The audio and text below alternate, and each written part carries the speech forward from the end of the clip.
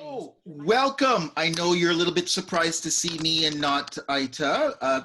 I'm guest speaking today on a different booklist cultural center, the People's Podcast series. And today I am so excited to be interviewing an author, a parent, of course, a fellow educator, Fartumo Kusow. Um, and that this webinar is being recorded for upload on a different booklist cultural center website. You can visit adbcc.org to see more of our recorded events and to find out when future events will be taking place. Please, we would love for you to share your thoughts. Please use hashtag the People's Pod or hashtag ADBCC events. And also share if you'd like to see some more at adbcc.org. Now, if you have any questions or comments, please type those in the Q&A box and we will read them aloud during the Q&A session. Your questions will come directly to us and will not be viewed by other participants. You can also send your questions to the email address ssv.adbcc@gmail.com. My name is Nigel Barif. I am a board member at a different booklist cultural center. I also professionally I'm a school teacher, yay! And that I want to always remember that we are here on the unceded land of the Anishinaabe, the Honat Wendat, the Mississauga first credit, and that it's unceded land. They never gave it up. And we do this work in honor, solidarity, and standing shoulder to shoulder with our first peoples of this land. So to introduce you to our guest today, Fartumo Kusow was born in Somalia and immigrated to Canada in 1991 at the start of the Civil War. Her first novel in English, A Tale of Boone's Wife, was published in Canada by Second Story Press in October 2017. Her first novel, Amran, written in Somali, was serialized October Star Mogadishu, the Somali national newspaper, in 1984. Since her arrival in 1991, and after learning English as a second language, she earned her BA honors in English language and literature and a Bachelor's of Education from the University of Windsor. A writer, a podcaster, a public speaker, she now teaches English and literature courses for the Greater Essex County District School Board and is working on her next novel. A mother of 5 children, she lives in Windsor, Ontario. Fartumo, how do you do all of that? It's been a lifetime of doing. Wow, that's just I'm so humbled and honored. Salam alaikum. And thank you for the invitation. I appreciate it to join you this discussion today.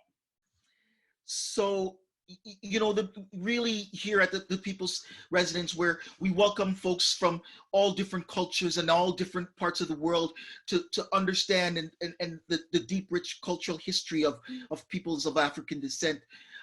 Not that you speak for everyone, but we did want to help the community understand Ramadan and this how different it was this year for the community, of course, and how we can be in solidarity moving forward. But before then, there was a few things. I just want people to get to know you a little bit better. So I was just wanting to ask you a couple of questions, like, you came in 1991, but like, what was that like? You land here in Canada from Somalia. What was that experience like? Just kind of getting yourself acquainted here in this country.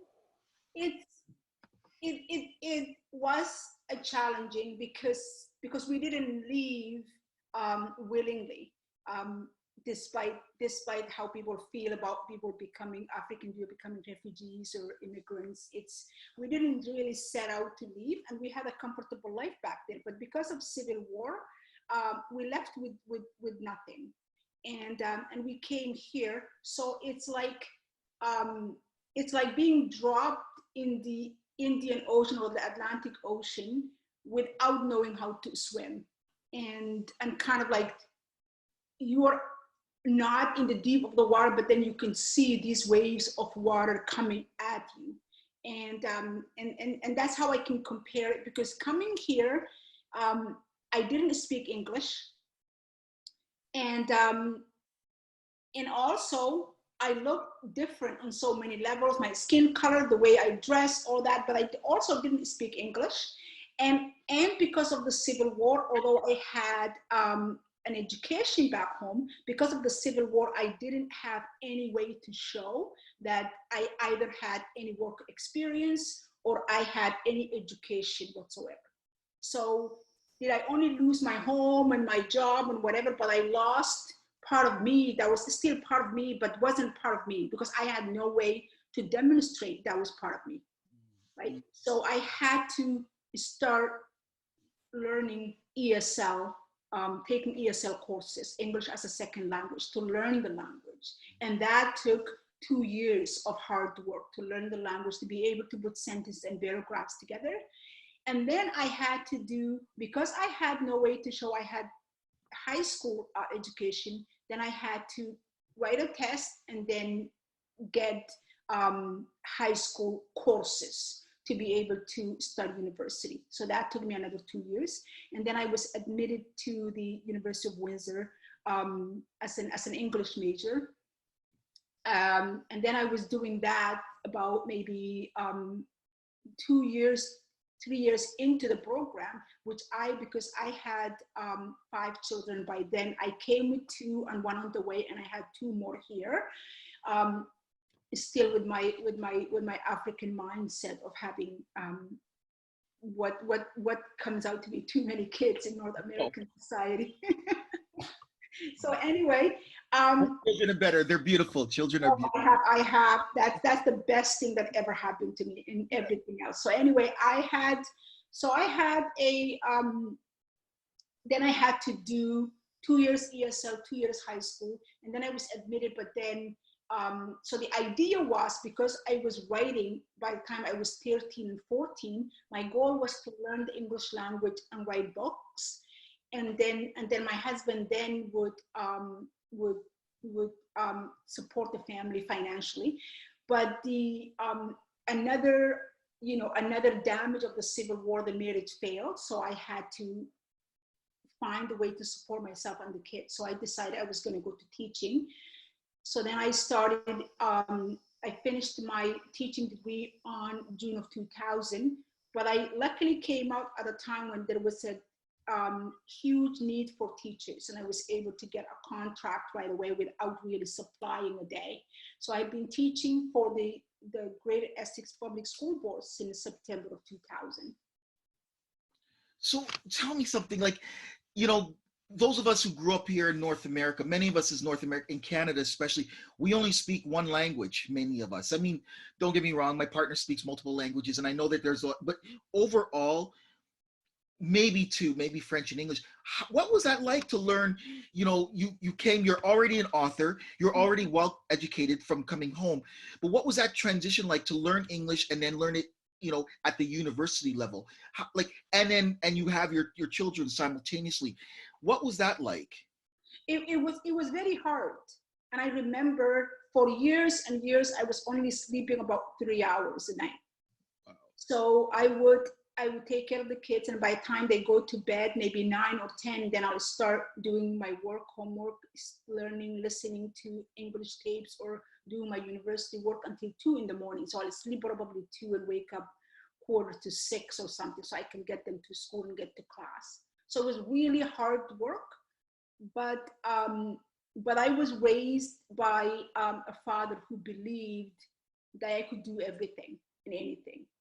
So I think anytime that I felt, what's the point of doing this, I could hear him, in the back of my mind saying, you can do this. And also, I believe there's no really scientific way to support it, but I went to school when I was in Somalia from 7 in the morning till 1:30. And then I came home because we were grain farmers. And so I would wake up 4 in the morning, do a chore at the farm, walk to school and come back 1:30. And then I would eat, do a chore. And then I went to what we used to call back home Duxi. It's where you learn how to read and write the Quran. And the goal is to memorize the whole book, right? So, so then I started going to that school when I was 5 and finished memorizing, learned the Arabic language and finished memorizing the Quran by the time I was 13. And from 13 to 15, I went to another school where I learned the rules that govern marriages, the rules that govern children, things like that, based on the religion. So I think my brain was used to pick up language because of that memorization, I think, because I could, you know, decades later, I could still, if you start reading somewhere from the book, I could pick it up from there and start reading it. So it's kind of like, I think that helped me in my ability to learn a different language and move from one language to another and flip back and forth. Although English, I found, has too many exceptions than Arabic language, right? It's the exceptions that really drove me crazy. You have all these rules, but the rules hardly work. It's like this rule, except when this happens, and this rule, except when that happens, right? All these exceptions. Yeah. Where Arabic, you're guided by the accent. So once you pick up the accent, how that accent works on top of the word, then you know whether a word is a feminine and masculine, and it's a past or present or like that. And it's a very rhythmic language. It's almost like a poetry. So I think that trained brain kind of like helped me, and the fact that you know, I was told from a young age that barring hard work, there is nothing I wouldn't be able to do. Mm. So let me make sure I'm clear. So Somali, Arabic, English, Yeah. Italian? I don't have, my rest of my family do, but I don't have much Italian word here and there, but I'm not literate in it. Okay, amazing. And so, and so you're writing, you said you started writing at 13? Yeah. 13, like. So I was, my family had, we were a family of 7. So my sister was the oldest, and we had 5 brothers, and I was the baby. Right? Right. So my name actually comes from the Italian word fortuna, which is supposed to be a goddess of fortune, right? So that's where the name originally comes. So I was kind of like the lucky daughter my parents wanted after having 5 boys, right? and they ran into some marital troubles after my last brother was born. So when they reconciled, that's when I was born. So so I was really treated very well, very exceptional at home, but I had no social skills when it came to school or dealing with friends. For example, I had no idea whatever that kids talked about, gossiped about in the yard, you didn't tell anybody else. I had no concept of that. So anything people talked about on the yard, I thought, you know, it must be true. So I would tell the teachers, I'll tell the adults. So then that meant I would lose friends because this gossip was not supposed to be told the adults, right? Mm-hmm. So then and then also I was really academically very bright, but had no social skills, couldn't play soccer, none of that, none of those social things that you need as a young person to connect with other kids. So I am in this mindset when I'm always losing friends, but at home I could do no wrong. At school, when it comes to social circle, I could do nothing right. So I had this kind of like composing sides. So then I remember I was pushed a couple of grades ahead. So when I was in grade 10, I was 13. But back home, you failed even grade 1. There was a test on every grade, and there was tests like in grade 4, which was the government test to exit primary to middle school, and then there was a test in grade 8 to exit from grade 8 to high school, and there was an exit test in grade 12 to exit to go to college. So there were kids that would pass the year but then fail grade 4. So when I was 13 in grade 10, there are kids that are 17. or 16, or because they failed a couple of grades. So the age is really different. It's not like here where it's pretty standard. So and we are in a communist government. We weren't allowed to wear this head cover. We were kind of like, your hair would have to either be tied back or braided. You wore a short sleeve blouse, and then you wore a khaki pants. That was the school uniform. And you wore no makeup, no jewelry, nothing on your hair except either braided or tied back. So most of us, because we have curly hair, African curly hair, we have braided hair. So anyway, there's this girl who's maybe 17 or 16 in the class, that grade 10 chemistry class. And she looks much better than the rest of us because she looks like a real woman. The rest of us don't, because we look like kids. So, so then we're just sitting there, and the gossip is, so if she wore an eyeliner, if any one of us wears an eyeliner, the chemistry teacher would ask you to go wash it off because you're not supposed to. But she can wear eyeliner and he doesn't say anything. So the gossip in the yard is the chemistry teacher is sleeping with this girl. Of course, the gossip, it has nothing to do with truth, right? So I hear this story, but I don't know socially, it has to be kept in the yard. So we write this, chemistry unit test, and the teacher says, the class didn't do better, I'm going to have to repeat this chemistry unit test. And I'm wondering, I should have done well in that chemistry test. And we said, who got the highest mark? And he said, that girl got 75, and that was the highest mark. So I'm thinking, no way she could get it, because she can't even balance an equation. She has no idea how chemistry works. So then he asks question, I raise my hand, and he thinks I'm answering the question. I said, did she get 75 because you were sleeping with her? Right in the middle of 30 other kids, you could hear a pin drop, like the oxygen was sucked out of the room. So then he said, get out. And I'm just thinking, what did I do wrong? Everybody was saying, everybody's saying, he said, get out. I go to the office because there's no forms. The principal writes a letter, he puts an envelope, he suspends me 3 days. I was never suspended before that. I think the world is coming to an end. And I go home, and I'm thinking my father will fight with these people, get me back in the school. And my father gets the letter, and he says, you're lucky they only gave you 3. That's what you said can ruin this teacher's reputation, his future, his job, whatever. I'm not going to get you back. I'm too embarrassed. So just take your 3 days, and then you go back.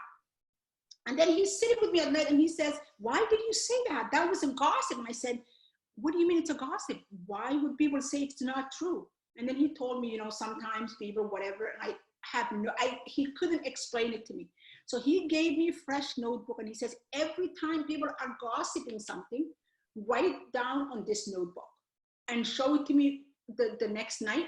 And I'll tell you if that's something you can talk about to adults. So I'm writing, so-and-so said so-and-so is fat, so-and-so said so-and-so is ugly, whatever. And when I come home, and he said, this is going to hurt somebody's feelings. You can't do this. After 2-3 weeks doing that, I thought, what's the point of doing that? I might start writing stories. So I just started writing stories on that book, and that's how I became a writer.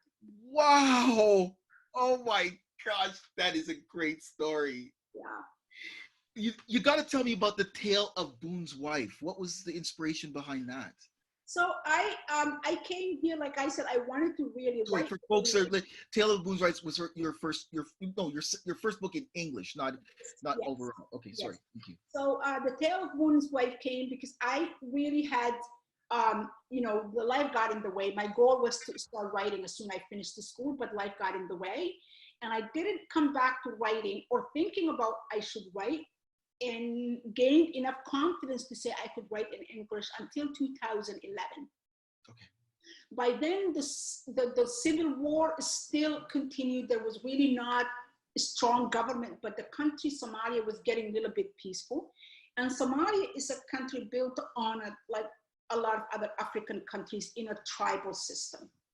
Mm-hmm. Not only the tribal system in a way to work together, but in a tribal system that is hierarchical. Some people are lower on that tribal hierarchical, and some people are higher. And it's not like colorism that we see here. Some Black people are better. It's not like that. So you could see somebody very light skinned belonging to the lower group, and somebody very dark skinned belonging to the right group. right? So it's just your ancestry. So when we're very young, we sat down and we memorized, just like I memorized the Quran, your ancestry, like 100 names down the road for where you came from. So people are kind of like subjugated based on what their work in Somalia. Like people that do, blacksmiths, metal work, so on, are lower on the scale. Right. Or people that are hunters, things like that. Those people are lower on the scale. Right. People that look, when you look at Somali people that look physically like African and are in mainly between the rivers and so on, those people are considered to be lower. So there's people like that. So the Boon is overall term that's used to describe those people that are lower on the scale. And you could even substitute it with the N-word, which doesn't really differentiate a Black person with light skin versus a Black person with a dark skin. So also it's like that, but it's not as we see Black person here. It's kind of like what part of the country you're in, what family you're born into, what tribe you belong, things like that, right? So so then because of these people were kind of pushed to the lower of the ladder, they really didn't have access to as much education as other people did, and they didn't have access to traveling outside the country, right?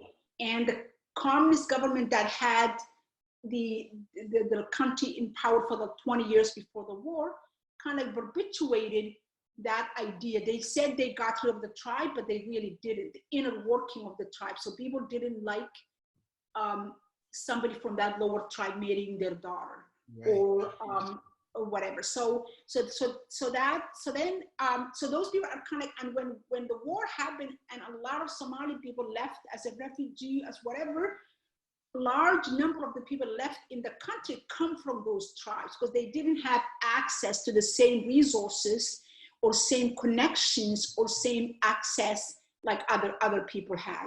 Right. So then in 2000, as I'm thinking this story, I see this these two young men, probably 14 or 15, that were accused of stealing a cell phone, right? So in Somalia, everything, whether it's a divorce or even somebody getting killed, everything is solved through the tribe. The higher, stronger your tribe is, the better they can do for you. We're gonna pay restitution, we're gonna apologize, this person made a mistake, let's fatiha with each other and let's move on. So that's the idea.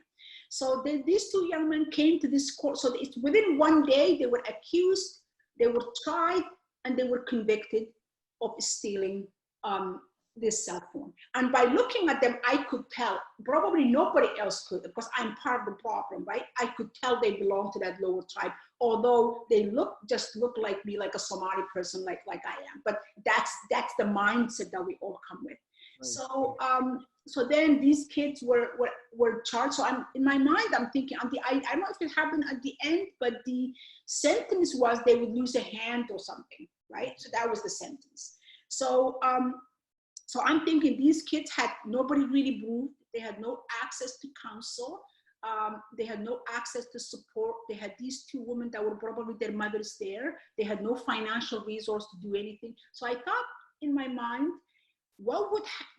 if they belong to the right tribe, somebody would have said, okay, how much was this cell phone? $300. Here's $500. We're sorry, it won't happen again. Let's call it truce. But because the family doesn't have the financial resources and they don't belong to the right tribe, then they had to suffer this consequence.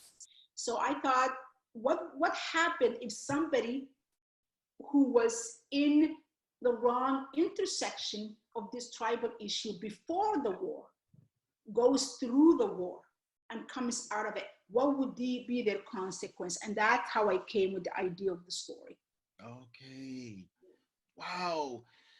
You know, this interview is about you, but I just wanted to share with you a reflection of growing up in Rexdale. I was a school teacher in North Etobicoke, where we have a very large Somali community. And there was always, we had lots of representation that would put their name forward, for instance, to run for trustee, or they would run for MPP or MP. And, there was such a large community that there was always this feeling of, okay, there's a great chance that they would have to unseat the incumbent. Okay. But when the election would come around, Yeah. it would be obvious that many, that there wouldn't be like a consolidation of the vote behind a person. Okay. And it was always difficult for some of us to understand, because we were like, this person is smart, they've got, they have all of the check marks that everybody else does, plus they have a very large community behind them. But it wasn't, and I think that's one of the things that we didn't understand, the deep cultural ancestry of, Yeah. of the Somali community. And Yeah. that's what you make me think of when I hear you describe, the inspiration behind the book, and how trying to help us all understand the rich history. Yeah. So it's, for example, in the two characters in the book, the sister and a brother, they come from this upper tribe, and their father is an army general, right? So the girl falls in love and wants to marry a man from the lower tribe, right? So, but the brother marries a white Italian woman, so who's not Muslim. So the parents are okay with the white Italian woman. Right. Yes. But they are with this man who's Somali, who's Muslim, who the girl likes, who's Right.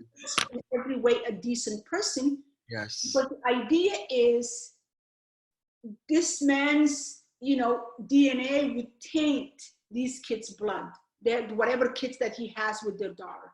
So that's why the title, The Tale of Boone's Wife, is that in the Somali culture, everybody is their father's child, right? So, and that's the only time my brother and I will share the same pronoun when it comes to, I will be Ina Mohammed Kusow and my brother will be Ina Mohammed Kusow. We use that same Ina preference to show we are our father's child.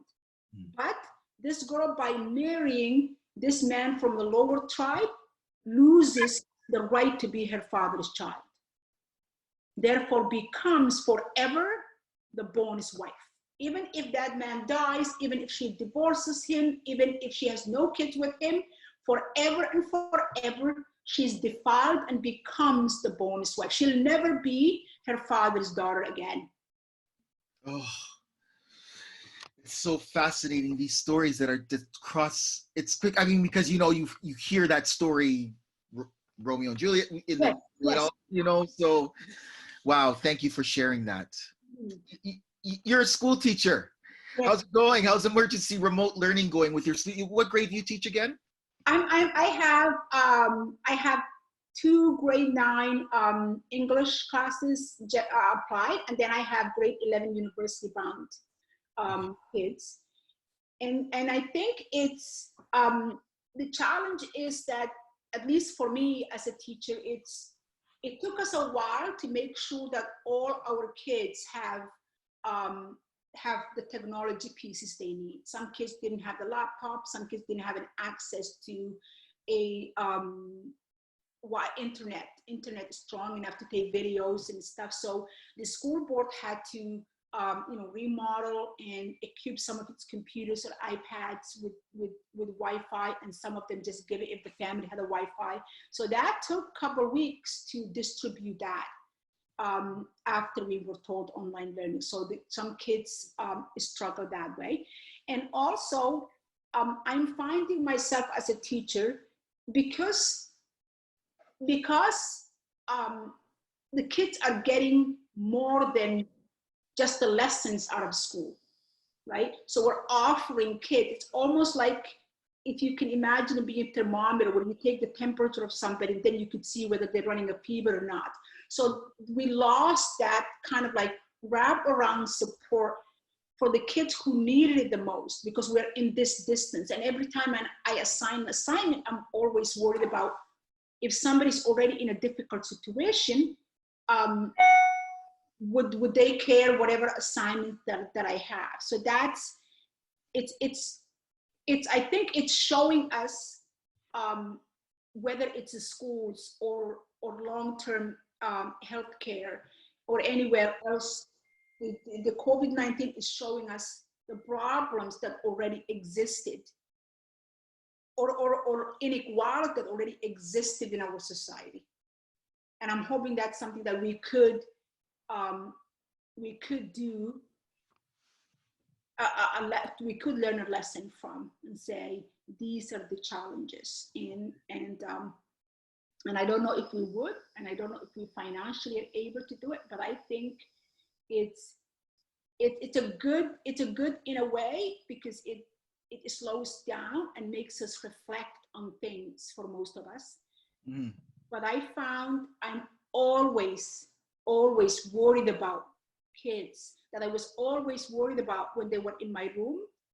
Right. And but then I always felt that, you know, I had access to them. The kid that would come to me and say, you know, I can't think straight because I didn't eat breakfast, that I can kind of like find a way to help them out. Or the kid that says, you know, I didn't sleep well last night, or my grandma was at the hospital last night, I was up all, or all the issues that they face. I think that worries me a little bit more than it did when I was in the building with those kids. And for me, I think maybe I'm different. For me, I think it's not about writing an essay or paragraphs or whatever right now for me, because I can teach them to write a paragraph 2 years down the road or whatever. Mm-hmm. It's the human challenges that this presents for me as a teacher and as a person, as another human being, somebody in the same community, that I'm not sure if we are ready to, when September comes up, because this is not done when June is done. Right. Yeah. I think that the idea about, I think a lot of people are worried about whether the kids are going to be behind or that. But I think kids are, for most part, will be able to pick up whatever learning they lost. Right. But are we ready for other things? Oh, I feel you, sister. I feel you. So we're approaching Eid. It's Ramadan. Yeah. And now, you know, in Ramadan, we're approaching Eid. It's coming up on the 24th. Maybe you could explain to folks and help us to understand, you know, how this pandemic that we're in, you know, you've shared with us how it's affected education. You know, as a person of faith, you know, how's this pandemic forced its changes to this very ancient custom, you know, celebration, you know, right? How is this affected? And yeah. Ramadan is a time to worship, and kind of like pray, but and fast, but of other, among other things, Ramadan is a community time, right? Community time, family time, right? Where it's a 30 days of celebration, right? When you are not part of the community, we will always worry about how difficult it is. But fasting almost becomes it's the other community activities that are becoming a cornerstone of what is important. So let's say, for example, every night during Ramadan, we're out praying. We go to the mosque after we eat, and you pray, see people you haven't seen for the whole year, wish each other a happy and festive time for 30 nights. Every night, you might get there 10 o'clock and stay there until 12, 1. The kids are seeing a friend they haven't seen for a long time. Everybody's in festive mood, wearing their their best outfits. And every Friday, Saturday, Sunday, there is community iftars where, where we have community centers, we have 2 or 3 major mosques. So each one of them would host this Saturday, another one would host Sunday, another one would host Monday. So it's different, and then you go to different places. And on top of that, the families, like my family, because I am the only one with my mother who's in Windsor. I have, my kids, one in California, 2 in Toronto, 1 in Waterloo. I have all my siblings all across the state, Columbus, Washington, Iowa. I have family members in Europe. So this we plan for the whole year. It's like going home for Thanksgiving or going home for Christmas. So we're moving around saying that this year, let's do it at this person's house. This year, let's do it at that person's house. So we have a lot of things built on, and within the community, you will have friends coming over to break fast with you today, and then you're going to a friend's house or relative's house to break fast with them next day. So you're never really breaking fast all by yourself 2 nights in a row, right? So your kids, if they were away, they'll come at least plan for a week of their vacation to fast and break fast together, and then we pray together. So some nights, when we get to the last 10 days, some people are there, praying the whole night. When they break their fast until dawn, they're praying the whole night. So it's all that community activity that would lead to this big celebration, which this year will fall on Saturday or Sunday, because tomorrow Ramadan is 29. So depending on the lunar moon sighting, it could end tomorrow or it could end the 30th on Saturday. So Saturday or Sunday. But then we have this big, holiday prayer together where we rent huge hockey arena twice, and another sports field twice. So we have a prayer at 8, and then we have another one, and there's kids activities, carnivals, community dinners, family dinners. So it's like 30 days of, how we would celebrate Christmas Eve or Christmas morning. It's like 30 days of this continuous celebration. Yeah. So all that is gone. Wow. Right? We don't have any of that. Yeah. So it's the religion itself is flexible in a sense that those prayers are not mandatory, but it's something that from the prophet to now that has been done traditionally. So you're not losing, according to the scripture, and I'm not a scholar, by the way, but according to the scripture, in my understanding, you're not losing anything of your reward for fasting. But this adds to the community festivities to create a community, right? Yes. And in Islam, everything from wedding to the birth of child to funerals, everything is centered in the mosque. So since coronavirus, I think we had 3 deaths in the mosque, but then the idea is, or the belief is, more people that come to the prayer of the departed. When somebody passes, we have a prayer of the departed for them.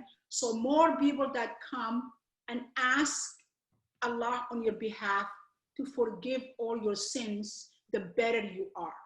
Right. So then now the challenge is, when we have somebody passing, we can only have 5 people. So the imam and a couple of family members could go, the rest of the community can't, which makes the family feel cut off. And also for 7 days of the mourning period, a community member would cook and bring food to the family who lost somebody, because they're not supposed to be cooking or cleaning. Somebody will go and clean the house. All that has been taken out. Right. You can't contact with people. The most you could do is maybe order a meal for them at the restaurant to be delivered. But you can't pay your respect. You can't show condolences. You can't pray for them. We're all praying from distance. So it added all those challenges that are, that are even the Makkah, where people go for pilgrimage from now until the next couple of months. When you see images of it, it's empty. It has never been empty for the centuries and centuries it was there. So it's really stark difference to what it was year before and what it is now. Mm. And we don't really have that, although we have and pray for the blessing of the month and we can fast and whatever. Even for me, for example, I have my son who works in California, but because of work from home, he was able to come to Toronto and stay with his sister. But, and I have my daughter who's doing online learning at the University of Waterloo, but they all live with other people. And I came from my mother who's late stage Alzheimer's. So they all worried if they came home, then they might bring something that would, because she's in a compromised stage. So they decided to stay away. So I wasn't even able to see them since Family Day weekend. Right, We're right. only doing Zoom and FaceTiming and things like that. But Yeah. although they have the time, all the time in the world now, because all you need is an internet to work wherever you are. And my daughter is a school teacher for Toronto Public School Board. So she's, teaching from home, Okay. but they couldn't come home. Right, So right. that's kind of like, it's from the family to all the way the community to all the way the pilgrimage, everything is affected. Yeah. Yeah, you make me think now even of the children and now, because the children don't have school, right, physically, Yeah.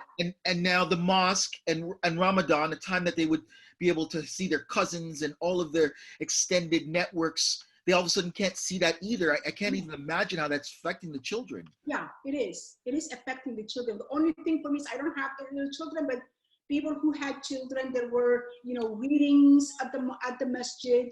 There were, basketball games, big basketball games. There were, you could come, and then there was a free childcare while you pray. So somebody has activities in the rooms that they do with the little kids, and then you can go pray, and the kids could have their own activity, and all the activity are centered about why we fast and things like that. So we use it as a teaching. So somebody who's not praying, or the younger, like 12-year-old, 13-year-old would work with those kids and play with them and teach them that way. So creates that community. And kids, like, for example, my daughter who's been at the University of Waterloo would come here, and then she would meet people that she went to high school with, elementary school with, that she hadn't seen for the whole year. And then she will see them, and this is kind of, hey, and they will connect. And then they'll say, okay, let's go for tea or whatever after we pray. So all that is kind of like taking off in one fell swoop.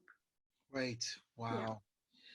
So, I mean, I do understand. I'm not sure if your mosque is. I know in Toronto there's a number of mosques, because giving is also part of this cult about this time, and steeped in the historical culture of Islam. Also, is there ways that the community can help in that giving, for instance? Yeah, I think our mosque is really did not only the years they would have a food drive at the mall, working with the city and major malls, and collect tons and tons of food, and then deliver it to the community, not only the Muslim community, but deliver it to the community overall.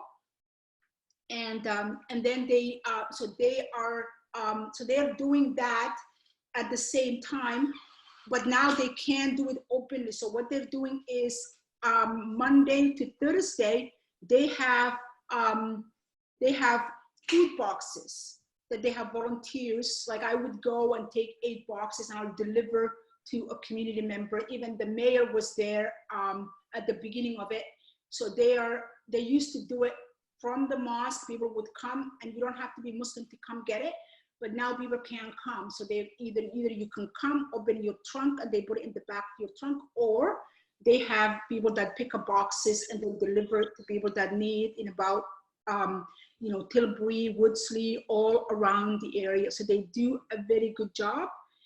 And also the city allowed the mosque to have the at sunset, when we break our fast, city allowed the mosque to have the prayer call in speakers. So people, you can't go in the mosque, people to hear it. And at some point, there were some people that were writing petition against that thought that shouldn't be allowed. But I don't think that petition worked, and that call to prayer will continue until the end of fasting. So that kind of like allows people to kind of at least hear that call. Yeah, that call to prayer. Yes, it was wonderful to see the way that the community rallied around in all Mhm, parts of the mhm. country. Yeah, I know that same thing in Toronto, and when some folks, a small group of folks, tried to do that, and the majority of community yeah, said, "No, this is too important," and so yeah. that's wonderful. I want to thank you so much, Fartumo Kusow, for opening up your life and your home in this virtual opportunity to speak with you and to learn from you and to better understand how the community is doing during this time of COVID. And of course, your storytelling. You're a wonderful storyteller. Is there any kind of final thoughts that you wanted to share with the people's residents before we kind of do our final close or anything?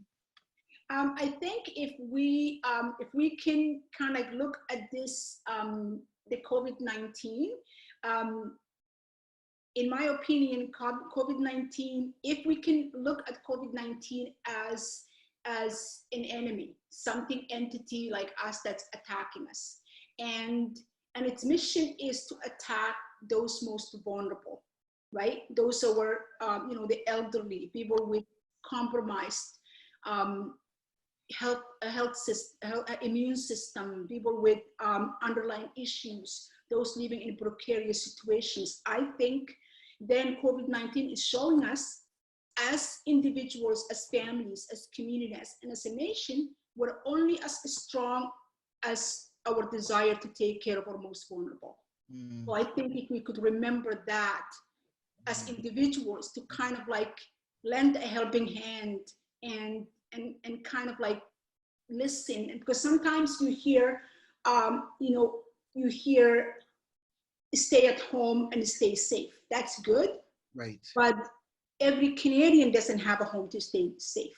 So Yes. that's kind of like if somebody was in a shelter or on the street, then you would see people on Facebook or whatever going and kind of like yelling at people or trolling people and saying, you stay at home and things like that. But we don't really know what other people's situations are. So that's kind of like a lesson for us. If we have homes to stay and to stay safe, Right. then what's our role as individuals and as a community to have our brothers and sisters to find some peace like that? Mm, Thank you. Thank you for those words of wisdom. We're so grateful to have you today. Thank you. Thank you Um, very so, much for the invitation. so that's it for today. The People's Podcast series with our guest Fartumo Kusow, author, uh, educator, parent, community. We thank you. If you had any questions, you want to reach out to us, feel free to contact us at a different book list cultural center on Facebook. We are on Twitter at ADBCC777. If you like this event, please feel free to donate. I am on the board, so we're always looking for money to help with our cultural outreach to community. And we just want to say thank you so much, community, and thank you so much, Fartumo. Thank you. Thank you.